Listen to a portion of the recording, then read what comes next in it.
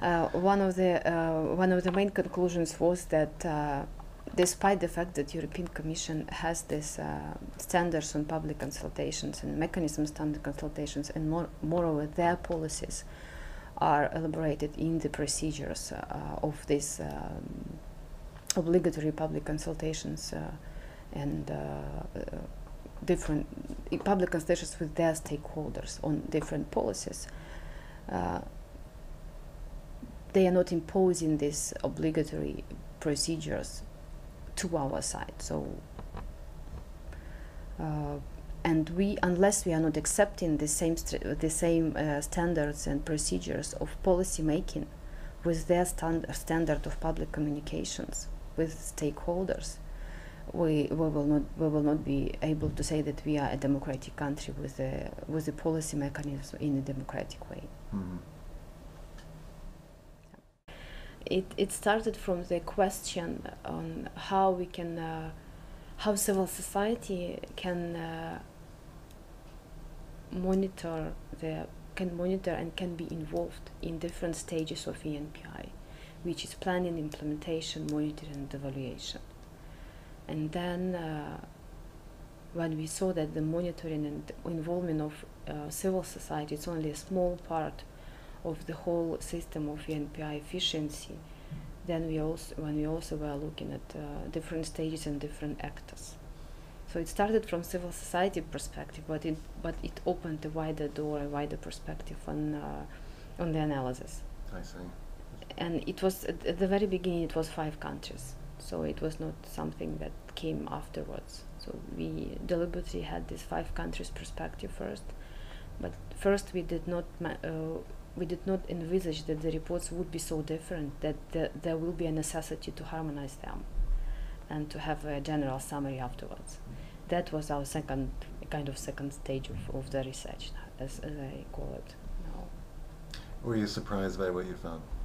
Sorry? Were you surprised by what you found? Yeah, we were surprised. We were surprised by the complexity of the system, by the quantity of the documents this system contains, and by the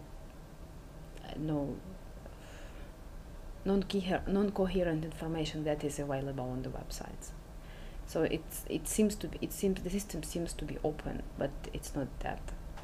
And I think that this product is actually one of the first tries to present the picture in a kind of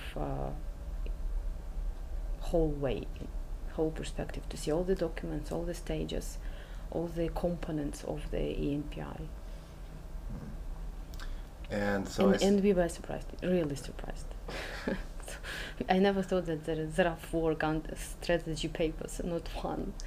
So that was really a surprising moment for us.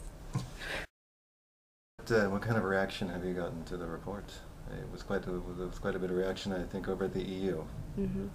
Actually, we were aiming to have the reaction from the EU, because from the beginning we never thought that it will be like that. Because in ENPI and the stages of planning, implementation, monitoring, and evaluation, these stages showed us the weak points we have in our national systems.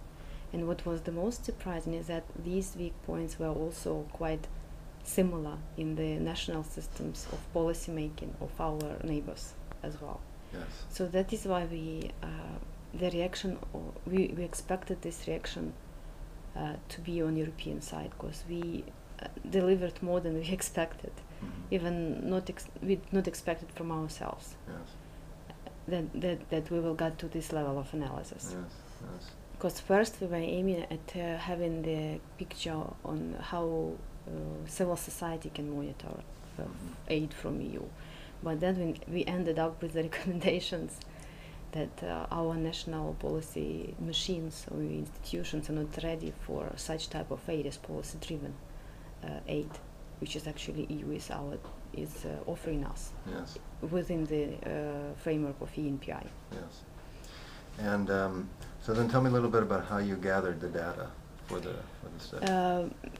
That was quite difficult in terms of getting the coherent picture of the data for the reports, Because actually, by methods, we were using interviews and bilateral face-to-face interviews, face-to-face interviews, and expert group discussions to gather this information piece by piece, and of course open sources, internet and websites of the Commission, ENPI programming website, and all open sources sources. We of course used that.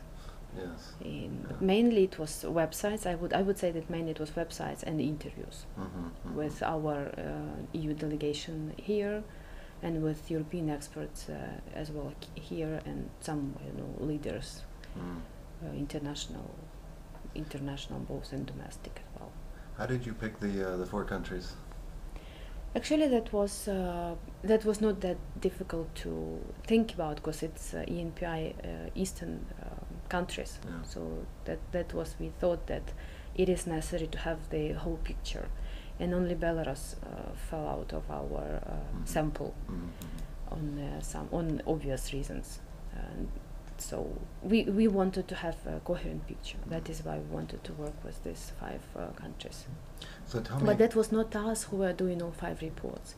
That was 5 centers, the same as ICPS in Kyiv, the think tanks, in Tbilisi, in Chisinau, in Azerbaijan, in Baku, and in Armenia, that were doing the first initial national reports. And then on the basis of these national reports, we then had to harmonize all of them into one structure and have a summary on the whole 5 countries, on the 5 countries.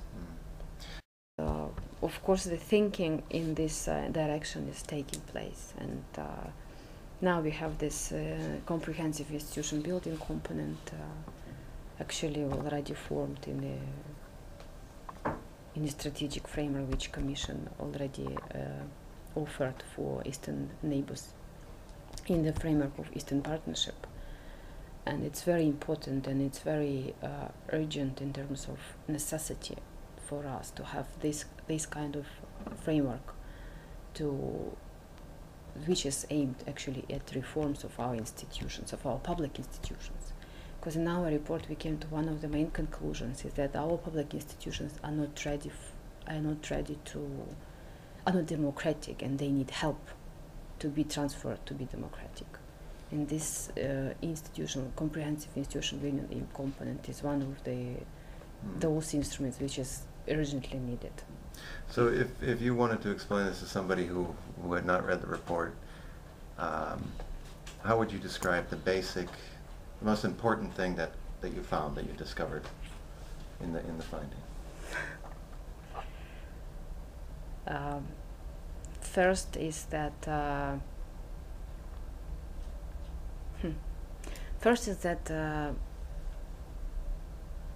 state institutions or state machinery in neighboring countries are not ready to work in a democratic way. So they do not have capacities, they do not have skills, they do not have mechanisms.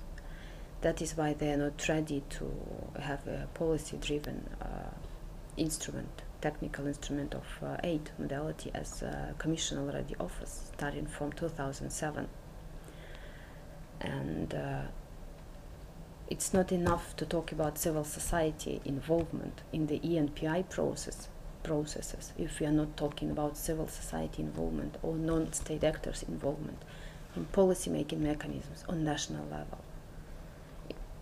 If we are not talking about this national level in all the countries, then we will stay somewhere on a separate zone of importance, where civil society is playing in the yard of some important decision-making mechanisms.